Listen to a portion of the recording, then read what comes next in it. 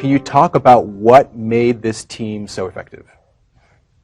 I'm going to look at Kate. Okay.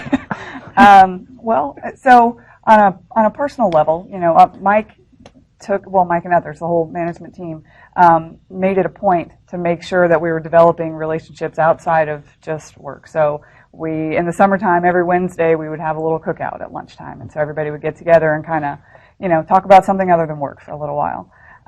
You know, and then we kind of, over time, developed, like Joe was mentioning, you know, poking fun at each other and sort of, you know, getting to know each other well. And so over time, that's a big deal. But I also think another part of it is that there was a sense that, you know, everyone gets their turn to talk. Like, every viewpoint is heard, everybody is appreciated, and when decisions are made, I feel like it was always understood why. So I may not have agreed with the decision, I might have been the dissenting opinion, but I at least was respected enough that, you know, whoever made the decision, maybe one of these guys, would make it clear why, you know. So it definitely felt like a team as opposed to a dictatorship, you know, and I think that really helps everybody, you know, on the ground level especially, to feel like they're part of this, you know, and so we all felt like we were part of something. And so, as Joe mentioned earlier, you know, when it got down to 2 shifts, 6 days a week, everybody was right there, you know, and it was a kind of a cohesive feeling we developed over time. So 2 things I heard out of what you said that really resonated with me: this idea that you were heard, and it sounds like that was consistent across team members, and also that when decisions were communicated, the rationale behind those decisions was communicated in such a way that you could understand the why, not just the what, but the why. Exactly. Joe, your thoughts about what made this team so effective? So I think Caitlin touched on it.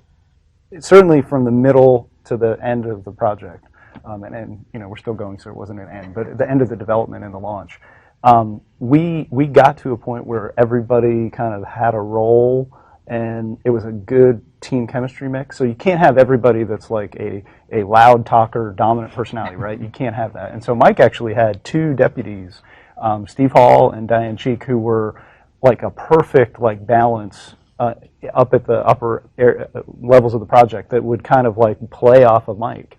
And he relied on their takes on things to really, you know, if he couldn't communicate it in the way that he was used to communicating, they could communicate it in a different way. And so it was that kind of diversity of opinion, diversity of background, diversity of personality that really made the team kind of work. And that's, I'll hone in on the diversity of personality piece. It's something that has come up in a previous virtual PM challenge where we had an introvert and an extrovert working side by side to get a project back on track. And then we found out from research that that pattern is pretty popular among leadership teams, where the leadership team, if they're just 2 people, have 2 different personalities so that they don't have the same blind spots, but also so they can communicate to a wide variety of people on their teams. Yeah. That's critical. The other thing, in you know, when I was younger, I was talking to a project manager, and I go to her, I go, well, you're the project manager, and if you don't like it, you should be able to just tell them, you know, do this, this, and this. And she went to me and goes, well, no, it doesn't work that way. And so, you know, you can manage by direction, okay, or you could manage by influence. So, for instance, you know, I've got a background working international cooperative with international partners that have got skin in the game, if you will. And so you're not going to be very effective if you go to your partner or your wife and say, well, I'm in charge and I expect you to do this, that, and the other. That's probably not a good strategy.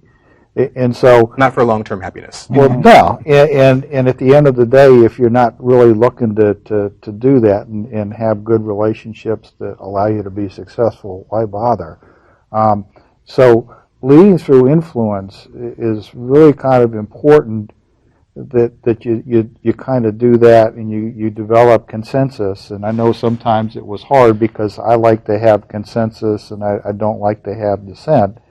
It kind of slows things down, but I think once you have everybody on board, if you can afford the time, it's really a great luxury, because then it's like everybody's had a chance to be heard. These are the pros and cons. This is what we have to do, and everybody's kind of off to the races. Yeah, they're committed to the decision that the group has made. Exactly.